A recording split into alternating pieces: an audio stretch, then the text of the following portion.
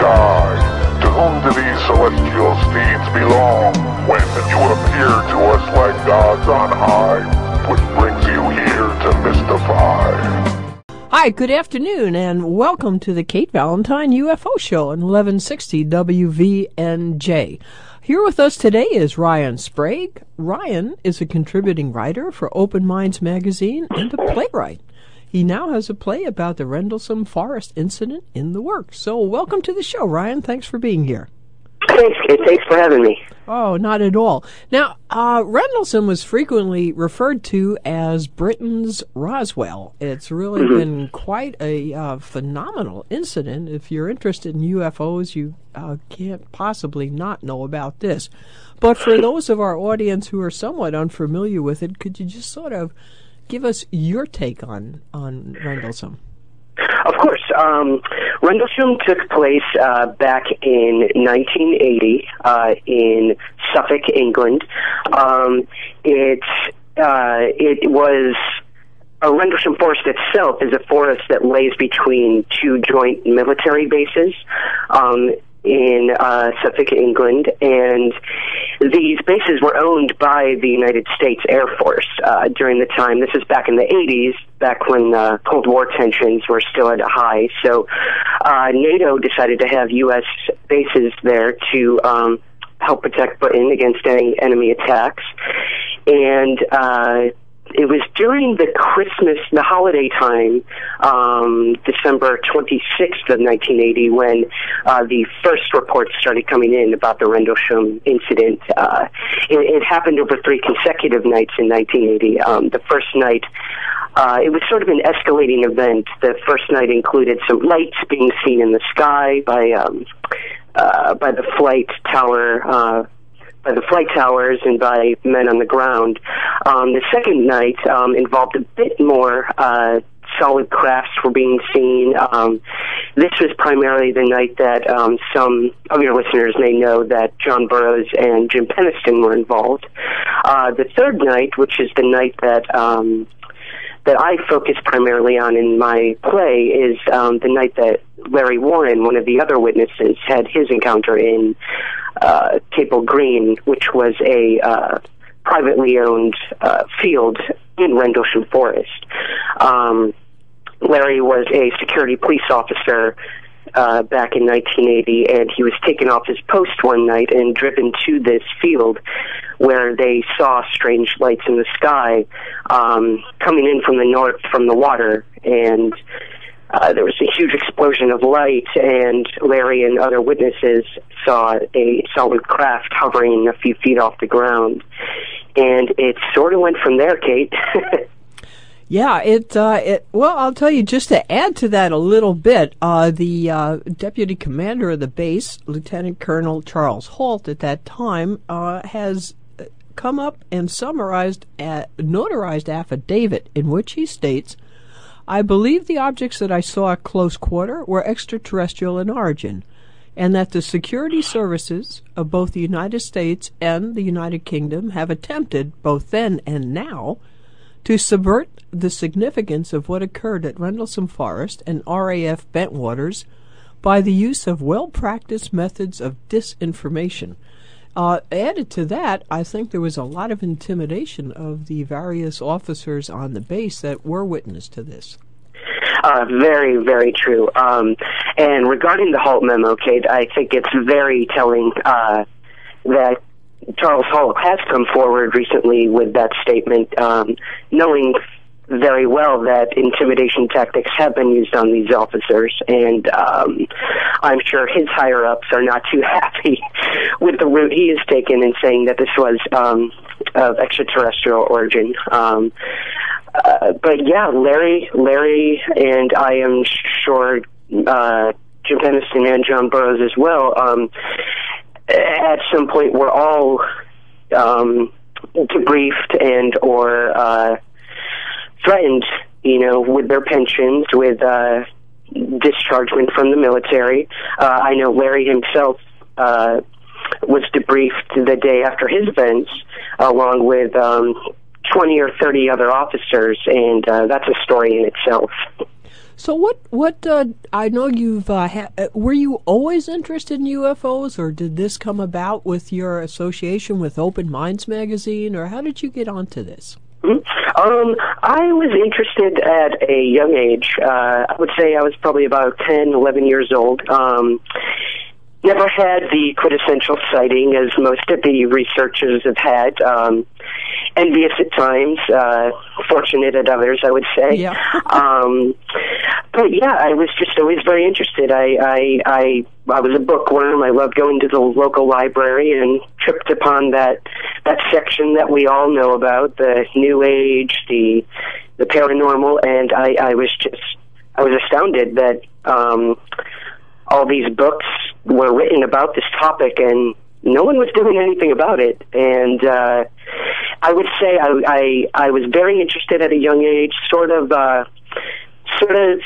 put it on the shelf for a while, and revisited it when I was in college and heard a radio show, which was through Open Minds, and I had always been a writer as well, Kate. I wrote short stories at a young age, and I got involved with theater when I entered college on the acting side, and switched to writing a few years later before I graduated. And I had contacted Open Minds and said, "Hey, look, I really enjoy the work you do. I would love to write something for you guys." And they were very gracious enough to give me the chance. Said, "Yeah, write us a sample article, and we'll go from there." So I actually contacted a few military officers myself who had UFO sightings, one of which was coming forward for the first time ever in this article, in this interview that I had, and sent it off to Open Minds as just a sample article, and they contacted me a few days later and said, "We want to publish this." And that's sort of where my, I would say, my investigative writing started in the UFO field. Well, that's nice for our audience to hear, too, because there may be people out there that would also like to get started and have no idea how to get there. Everything is so, I don't know, it's not like you can go to college and major in ufology. It's a difficult, well, it's true, it's a difficult field to get started in, or to know how to get started in. It is, and it's also a very liberating field at times, I feel. There is no degree in ufology. There's no quintessential syllabus to follow. But everyone has their own takes on it. There are the hardcore skeptics, there are the hardcore believers, there's the in-betweeners, and it's exciting, to do your own research, go out there in the field, investigate, do the armchair research, whatever it is you do. It's a very interesting topic with many more questions than there will ever be answers. Yeah, unfortunately, that is true. But, like Larry Warren was the original whistleblower on Rendlesham. And Yes. he and Peter Robbins, of course, wrote their excellent book, Left at Eastgate. But Larry Warren has, when you go to speak to people like Peniston or Burroughs about Rendlesham, Larry Warren is always sort of like the out character. They don't like talking about him that much. And, you get the sidelong glance when his name comes up. Yes. And I don't know what that's all about, because... Yeah, it's very interesting, Kate. The Rendlesham Forest case has a lot of controversy regarding the 3 separate nights. In fact, it took 30 years for them to finalize that it did happen over a course of 3 separate nights, so that alone should tell you something. Larry is a very controversial player in this entire case, and I think that's what drew me to his story more than Jim Peniston and John Burroughs, who I have the utmost respect for. I'm very excited about the current work they're doing, along with Nick Pope from the Ministry of Defense. But after reading the book, I actually did an article for Open Minds about Rendlesham. They had a expose about UFO landings and invited me to cover one of the nights, and I immediately asked to cover Larry Warren's night. And that's sort of how I got involved with the entire case overall. I was fortunate enough to meet face-to-face with Peter Robbins and interview him, and over the phone and over Facebook, of all things, with Larry Warren. And I read the book, I reread it again, and I'd say I'm going on about my 5th time reading the book from front to back. But it is true, Kate. It is a very controversial topic, and I think it was sort of forced that way by whatever intelligence took control of the situation at the time, whether it be military, government, British, American. It is. Factions have been drawn from the witnesses involved throughout time, and it's unfortunate that it has to be that way, but we hope that they'll all come together one day and someone will be held accountable for whatever happened on those 3 nights. Well, you can sort of understand it from the government's point of view, too. I mean, both of these bases were very sensitive. They had nuclear weapons that they were not supposed to have. Exactly. There was one point where they actually, one of these objects shined a beam of light down on one of the storage places. So, there's a lot of things that come into play, and I think there were a lot more secrets than just covering up a UFO here. But anyway, Ryan, we're just going to take a quick break here. Kate Valentine here. I'm speaking with Ryan Sprague.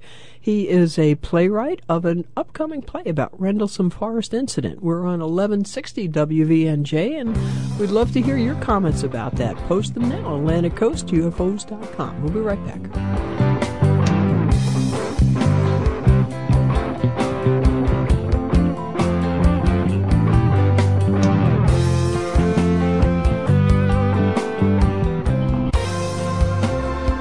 Hi, welcome back to the Kate Valentine UFO Show. We're on 1160 WVNJ, and our guest today is Ryan Sprague, who's writing a play about the Rendlesham Forest Incident.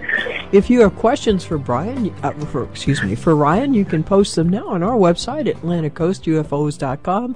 After the show, Ryan, how would they get in contact with you if they were interested in following this up? Sure. They can always find me on Facebook, Ryan Sprague, S-P-R-A-G-U-E.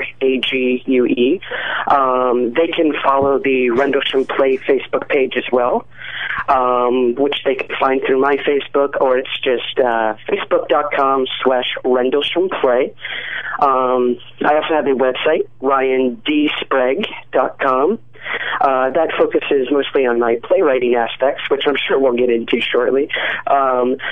And yeah, that's probably the 3 easiest ways to get in touch with me. I'd be more than happy to answer anyone's questions or talk to them more about the project. So it seemed to me from reading your Facebook and so on that you sort of concentrate on Larry Warren as your lead character. Is that correct? That's correct. The inception of the play sort of started about a year ago when I was working with a theater company here in New York City, and they asked me to be part of a playwriting competition and write them a 10-minute play focusing on something in the realm of horror or sci-fi or of that sort. And immediately my mind obviously went to UFOs. And I decided to write Larry's account for my story. The playwrighting competition went off without a hitch. People loved the piece, and I actually had a gentleman come up to me afterwards, and as soon as he started talking and I heard the British accent, I said, "Oh, this guy's going to know exactly what I'm talking about." And he did. He knew exactly about Rendlesham, the incident, and he said, "I bet no one else in this room has any idea that this is a true story, and I'm very glad that you did this, and people need to know what happened over those 3 nights and what continues till today." There's still incidents happening in Rendlesham Forest that can't be readily explained, and that's sort of where I got the idea to write a full-length play about the incident and focusing on Larry and Peter's journey in writing the book. The play doesn't necessarily go too deep into the incident itself in the 80s. It follows Larry and Peter on a 10-year journey of writing their book Left at Eastgate, which is a completely different story in itself. And yeah, I found it very exciting, and it's a very human story. The relationship that occurred between Peter Robbins, the UFO researcher, and Larry Warren, the witness, and how it affected their lives in writing the book. Well, we had a question from Dale. From what he's seen on TV and read about this 3-night incident, trying to discredit Larry Warren is done more often than anyone else. It's almost as though everyone is to believe, but Mr. Warren isn't. So why is that?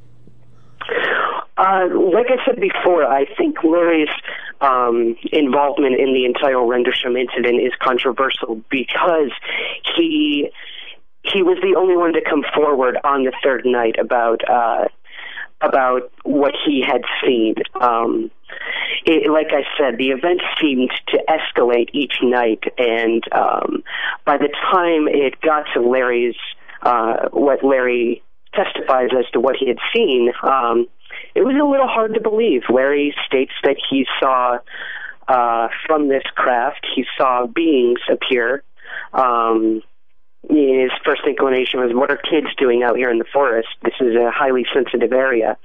And he realized that these weren't kids. They seemed to be some sort of otherworldly beings or something of the sort. And I can completely understand why people would be hesitant to believe this aspect of the case. Not only were these men seeing UFOs, but the fact that this lone person is coming forward saying he saw beings is a completely different story.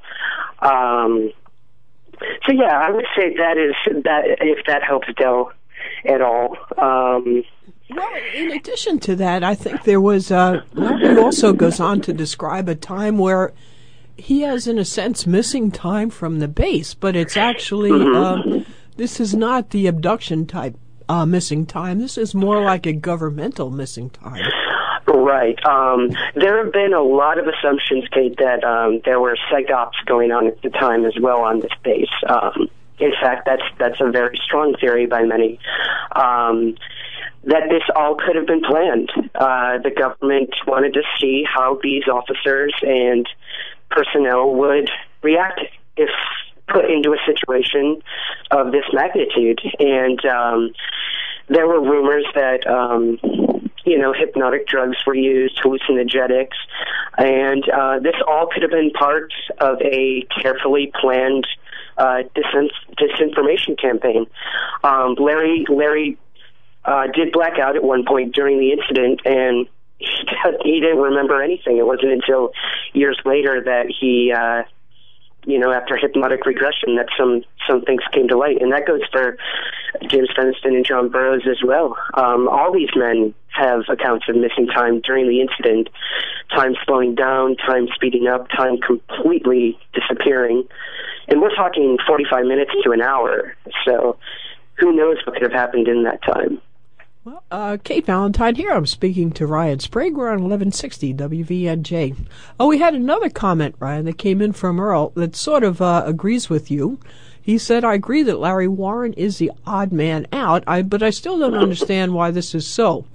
I wondered if this could be related to Warren's claims that he was drugged as part of the cover-up effort. Many aspects of the Rendlesham incident are still not very clear. For example, Burroughs' much later revelation of binary codes being received into his mind when he touched the landed craft. I don't know if the audience is aware of that, but Burroughs, and I think actually that was Jim Peniston, though. Yeah, that was James Peniston. Yeah, that actually touched the craft. I mean, so this is a real thing. He felt that it was warm. He did see some engravings on it. And later, he said that there was a telepathic message of a binary code. And after he stated that, I have not heard an awful lot from Jim Peniston. And I'm wondering if there's some relationship there. Yeah, Jay. It's very, very interesting, the testimonies that James Peniston and John Burroughs are bringing forward currently with the binary code. It's an entire new case in itself with this whole binary code, and it's been said to correlate to specific longitudes and latitudes having to do with different places throughout the world where there seem to be high energy and high strangeness occurring. It's very interesting. I believe James and John are working on a book about the binary codes, and I'm very interested to see what they have to say about it. Well, Rendlesham Forest itself seems to be one of these areas of high strangeness, and there's several, you could almost call them portals throughout the globe. Mm-hmm. It's interesting. Since I've made this Facebook page for the play in specific, I've had a lot of residents of Suffolk in England come to me and say how happy they are that I'm first of all calling the play Rendlesham, and second of all focusing on not only the incidents that happened in the 80s, but to this day, people still go out into that forest, and it has a lot of lore and mystery to it for sure, and this incident in 1980 is one of many. Well, you almost get that feeling in the book, Left at Eastgate, when Peter Robbins and Larry Warren are going through the woods themselves to recreate the area where all this occurred. Mm-hmm. And just the way Peter writes it, you get this eerie feeling like, ooh, this is a creepy place out here. Very eerie, Kate, yes. And Peter has audio tapes of everything that they experienced in the forest.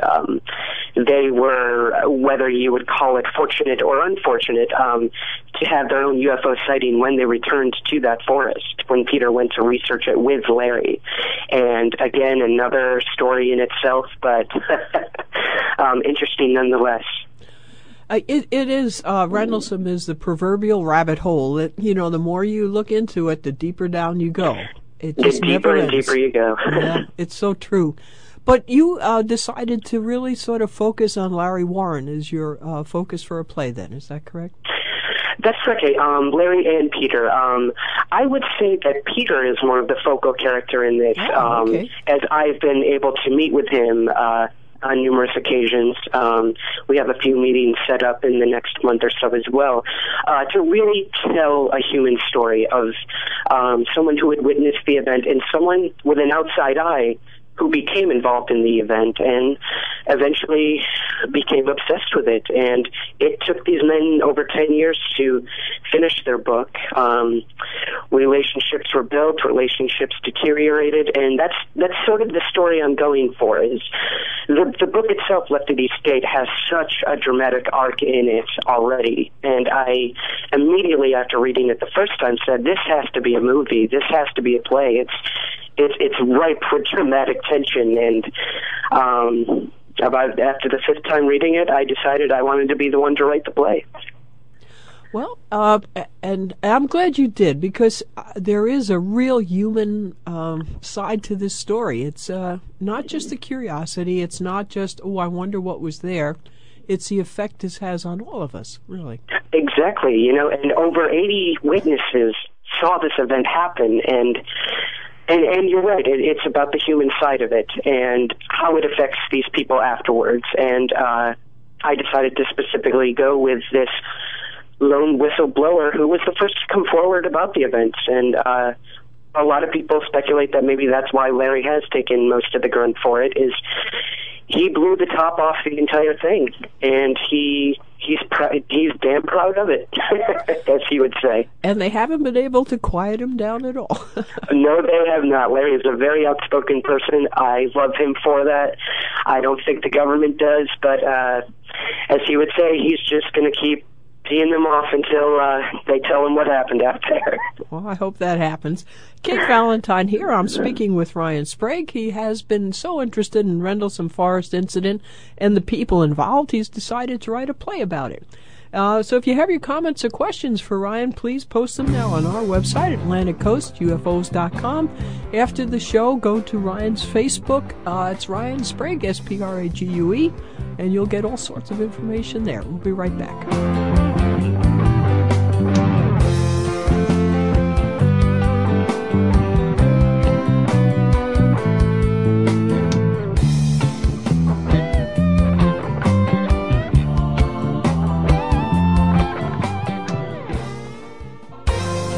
Welcome back to the Kate Valentine UFO Show on 1160 WVNJ. With us today is Ryan Sprague.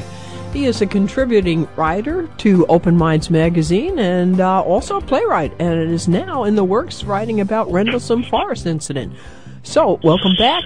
If you have comments or questions for Ryan, please post them now on our website, AtlanticCoastUFOs.com. After the show, I am sure Ryan would love to hear from you. It's Ryan Sprague, Sprague, on his Facebook and website. So, Ryan, just to get back to it, now I had another question that came in from Dale, who said that you mentioned Larry and Peter saw a UFO after they went back to the forest. That was an interesting episode in the book. And was very much so. Oh, wasn't it? And like, yeah. And Peter said, "My God, I can't believe it. We're here to investigate UFOs, and here is one." Exactly. It's serendipitous at best, I would say, Kate. I believe Peter once told me, that going back to the forest to research a UFO incident and then having one themselves would seem like the biggest break in the world for a writer. But at the time, he was completely overwhelmed and just could not fathom what was happening. And, he and Larry, to this day, they still question maybe it was planned. Who knows? Well, it was their first night, and they go out in the woods, and there it is.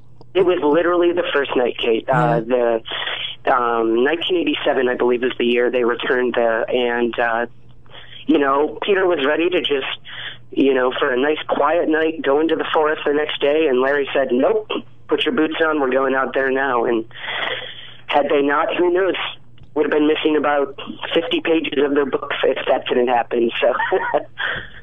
Well, Peter and his sister had, when they were children, had sort of a UFO-type sighting. Yes, Peter and his sister had a sighting when they were younger. I believe it was in their home on Long Island. And again, Peter had an incident of missing time, he and his sister, and it wasn't spoken of for years. And it wasn't until many, many years later that his sister came forward, and they had talked about the sighting, and she began reliving the events and told Peter, I had an abduction experience, and he couldn't believe it. And that is basically what got Peter Robbins into the field, I would say, was his own sighting and his sister's subsequent testimony of being abducted, which later connected him to Bud Hopkins. And he worked with Bud for years and years and years as his assistant, and he's had quite an array of experiences, Peter Robbins. So honored to be working with him personally on this play, and honored to tell his story. And his sister actually is playing a pivotal role in the play, having been an early revolutionary woman in the punk movement here in New York City as a musician, working with Blue Oyster Cult and playing with the Ramones. And she's a very colorful character, and I'm very excited to write her into this play. And she was a big support for Peter throughout this entire journey of writing the book Left at Eastgate. Huge supporter for her brother, which, what can you ask for more from family? Right. But, as I mentioned to you in an email, it's interesting how science will make various discoveries and come up with various revelations, and frequently it's expressed, these discoveries, in scientific terms or mathematical terms, and the general public doesn't really get the entire drift of it. It frequently takes an artist to bring it into... How is it just into the mindset of a general public or the public that's unexperienced with scientific terms? And it amazes me how many guests that we have on this show that have artistic backgrounds. Peter is quite the accomplished artist. His sister's a musician. You yourself are an accomplished writer. It just goes on. It's so many artistically talented people that get into this field. It is very interesting. Bud Hopkins. Bud Hopkins never really thought about it that way. Well, Bud Hopkins was really better known, I think, for his artistic endeavors than for his abduction until later in his life. Yes, he was. In fact, I believe it was in his obituary in the New York Times where they mentioned, above all else, that Bud Hopkins was a very accomplished abstract painter. And as Peter has said, I'm sure he would be so honored to have that being what people would remember him by. Oh, yeah, yes. Although, when you think about it, he helps so many people. I think another reason that artists gets into this is that when you have a UFO sighting, it's so out of the ordinary, you have no real vocabulary to express what you've seen.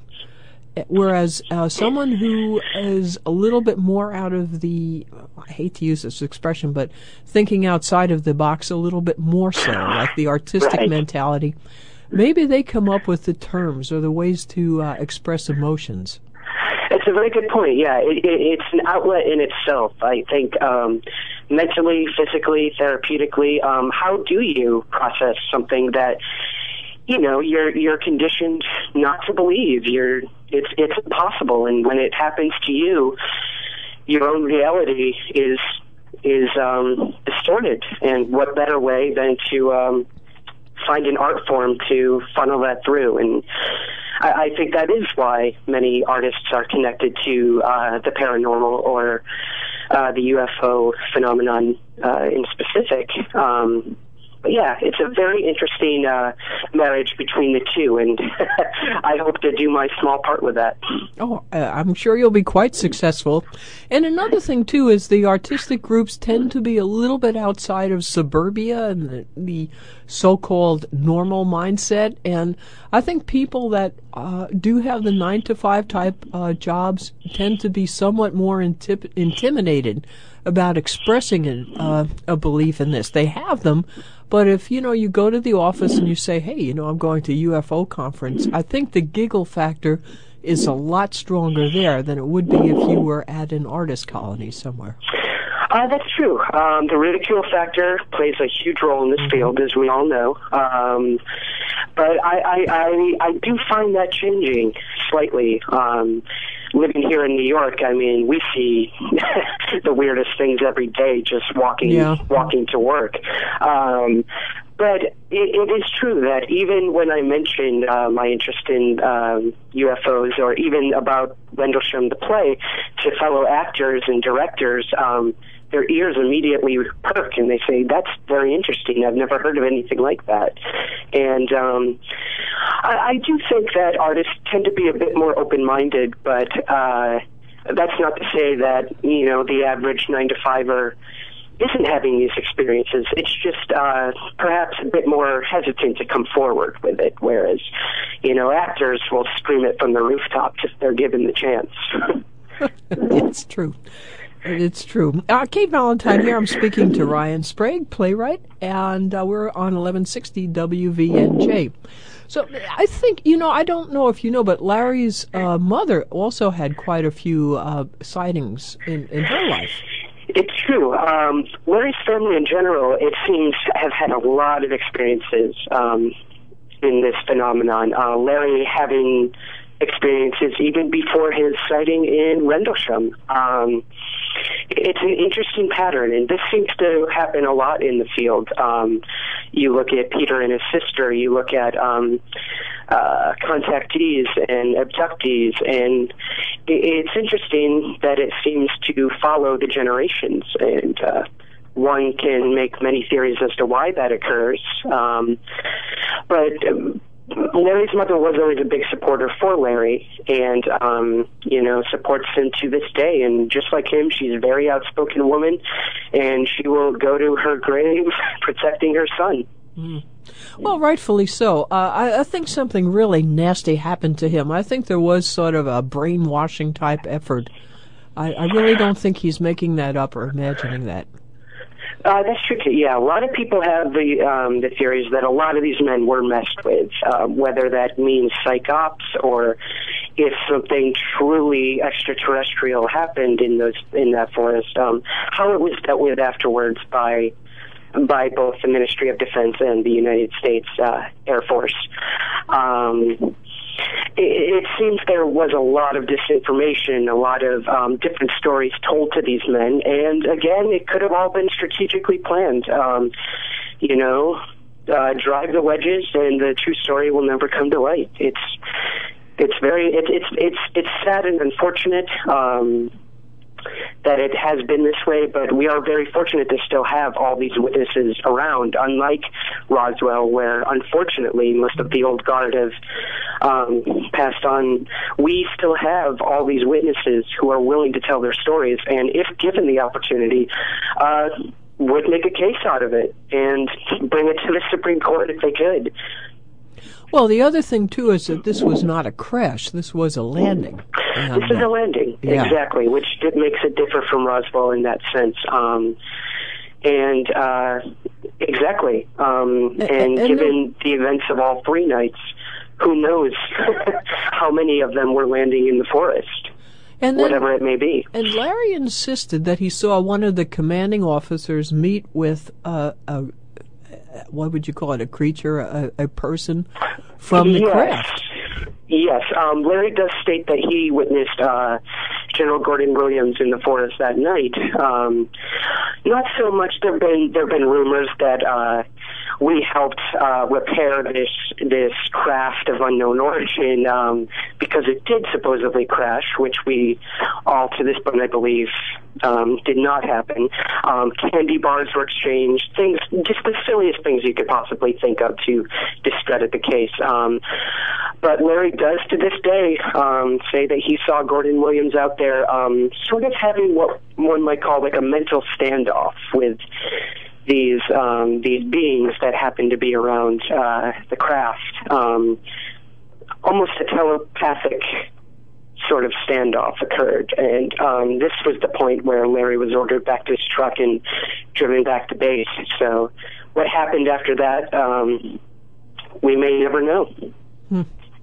Do you have any idea where Gordon Williams is today? Because I don't. I mean, I was just wondering. I don't personally know where Gordon Williams is.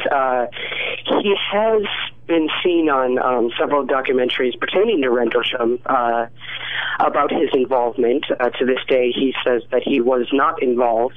He was at a Christmas party, holiday party at the time. But there have been other Air Force personnel who have backed Larry and said, yeah, we saw him out there. Of course he would be out there in an event of this magnitude. Why wouldn't he? So to this day, I'm not sure exactly where Gordon Williams is. I just hope that one day he decides to tell us his side of the story. And, even if he did come out and say, yeah, I was there, and yeah, I did see a being from another planet or from another area, and then people say, nope, he finally just lied about it. Exactly. Is he telling the truth now? That's always the catch-22 with the whole disclosure movement as well, as we would love for the government to come forward about all this, but then, 50 years of denial that occurred, and where do we go from there? I know. Anyway, we're going to take another quick break. Kate Valentine here, speaking with Ryan Sprague, playwright and author, and we're on 1160 WVNJ. Please direct your comments now to Atlantic Coast, UFOs.com. After the show, please go to Ryan's Facebook, Ryan Sprague, Sprague. Tons of information about his upcoming play about the Rendlesham Forest incident. We'll be right back.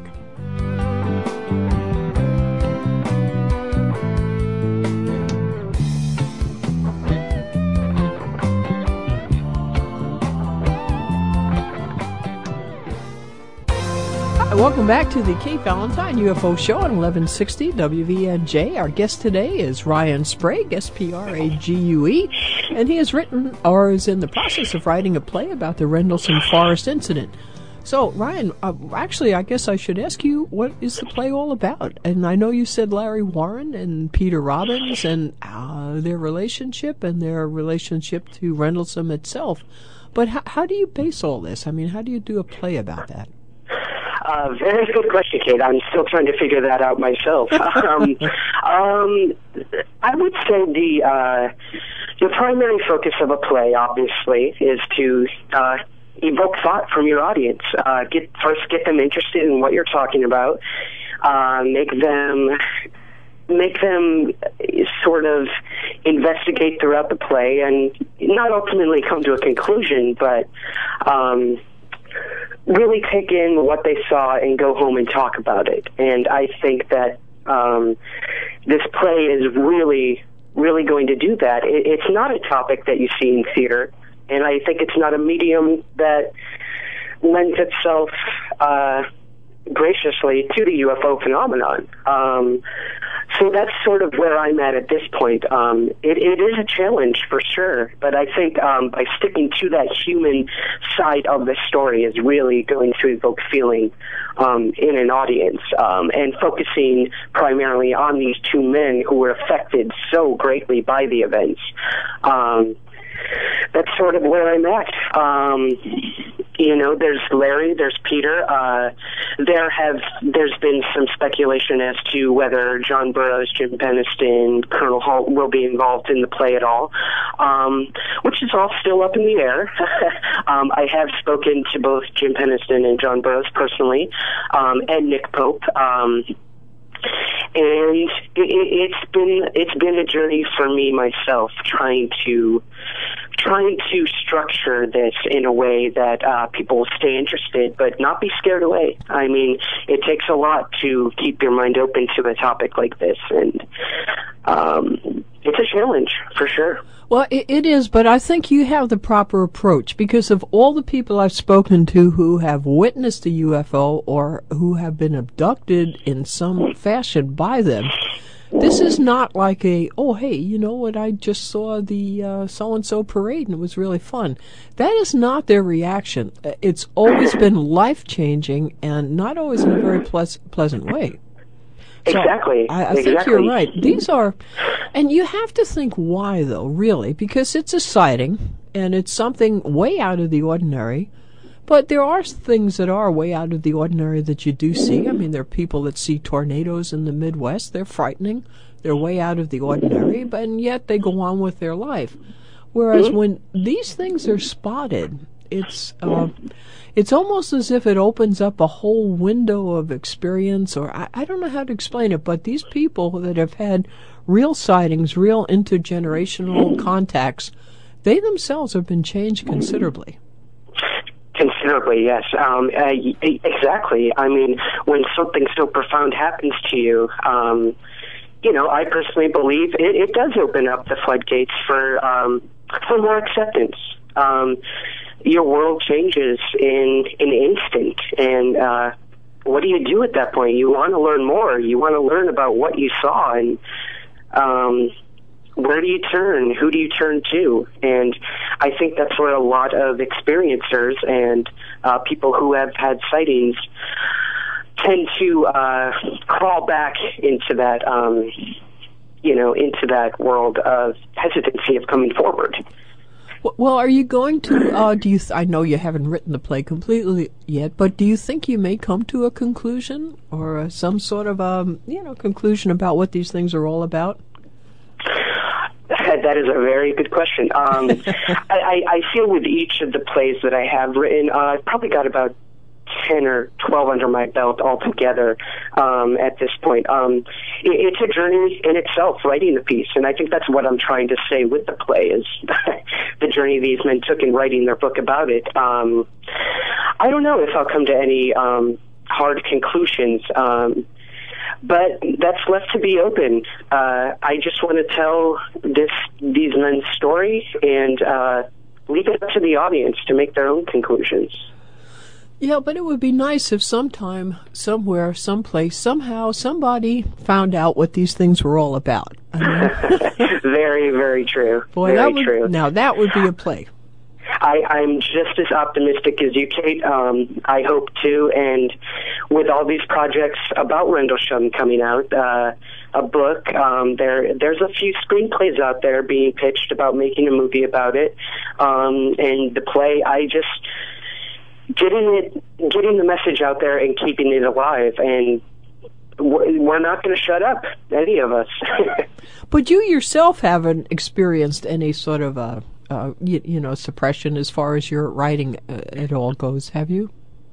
I have not, no. As exciting as that might sound, I think I would be terrified if that happened. Not at this point. It would be an interesting turn of events if that were to happen, and who knows? Once the play is completed and fingers crossed produced, anything could happen. And, I'm hoping that Larry lives in Liverpool, England, and I'm hoping to have him come over, and hopefully will have done justice to his story, he and Peter, and take it from there. Like I said, I think this is a medium that the UFO field has not been a part of that often, and hopefully we can get a message across to an audience that rarely thinks about this topic or even gives it the time of day. Well, it would be a whole new medium, that's for sure. I mean, it's been on television. They've done some interesting shows on Roswell, for example. Mm-hmm. And certainly the Ancient Aliens have come into it. But I don't think there's ever been a play about it. Not to my knowledge. The only one I could think of was written by a brilliant playwright. The name is Marty Martin, who wrote a stage version of Roswell, which was done in Roswell. I believe at the Roswell Festival a few years back now. But other than that, I don't think there has been. In fact, my first play I ever wrote was a adaptation of the Travis Walton story of Fire in the Sky, which has never seen the light of day since. Only one copy exists somewhere in a file cabinet of my playwriting mentor in college. I lost it on my computer, so... But yeah, my first ever play was about Fire in the Sky, and maybe I'll revisit it someday, but for now I'm focusing on Rendlesham. You know, it is interesting that you have such a obvious interest in this field, and yet you've never had a sighting or any experiences of your own. Right. I feel the same way, and I often question, why did I become so fascinated by this topic? And I think there are those of us out there who haven't had sightings, who haven't had experiences, at least not that we can remember. But it just fascinated me that there are these things out there in these skies flying freely, and no one is doing anything about it, and no one's investigating it. We had Project Blue Book, we had a few other things like that, but other than that, Kate, I mean, if these things are flying freely without impunity, it terrified me as a child, and to this day, I'm still trying to figure out why we aren't taking necessary steps to investigate these officially. Well, I think unofficially they probably have been investigated because some of them I agree. Leslie Kean brings up the point that they're a real hazard to commercial air traffic. Oh, yes. The interviews Leslie Kean has done with Air Force pilots, generals, she did a great piece on Rendlesham itself with Colonel Holt. It's so true. When pilots and trained aviation people are seeing these things and they can't readily explain it, there is a problem. Well, it's without the official sanctions, it's so difficult to, how would you say, just to organize people and to get just to get an investigation going. I mean, how do you, you're here, someone's over there. You have the internet, but even with that, it doesn't seem to be too organized. It isn't. Like you said, just like the Rendlesham case itself, factions are drawn. You have the hardcore believers, the hardcore skeptics, you have the nuts and bolts, you have the New Agers. I mean, it's a melting pot, the UFO field in itself. And to ever get a official investigation, I feel the government... I can understand their hesitancy. We have enough problems here on Earth to worry about things happening elsewhere. But ultimately, I think if we were to get an answer, it would change the world profoundly. Well, I think it would make us more of a one world type thing, not necessarily one world government. I'm not going to get into that, but no conspiracy. No conspiracies here. No, move along. Nothing here. No, but it would be. I think it'd give you more of a feeling of being one species. Let me put it that way, and right. In contact with species from elsewhere. And that might be a nice thing, as opposed to all these divisions that we have among us. Right. And I think the public the majority of the public, Kate, does believe there's something out there. I mean, when you think about it, mathematically, how can there not be, with all these new planets being discovered every single day? How can it not be? You ask a child today, do you believe in aliens? And they'll say, what? They look at you like you're stupid. Of course I believe in aliens. Why wouldn't I? And it's interesting. It's very interesting. Well, that may be the government's method of disclosure, too. But, Ryan, unfortunately, we've come to the end of this hour. I want to thank you so much for being here, and please let our audience know how they can find out more about your play. Oh, my pleasure, Kate. I have a Facebook page, facebook.com/Rendlesham Play, or they can find me at my website, ryandsprague.com. Okay, great. Well, tune in, folks, and look forward to seeing your play. So thanks so again. much. Thank you. Thanks, as always, to both Bill and Dave. Thanks to our sponsors. Mostly, thank you, as always, for listening. Your comments and your thoughts are so appreciated. We'll see you next Friday at 1. And until then, remember, keep your eye on that sky. Bye.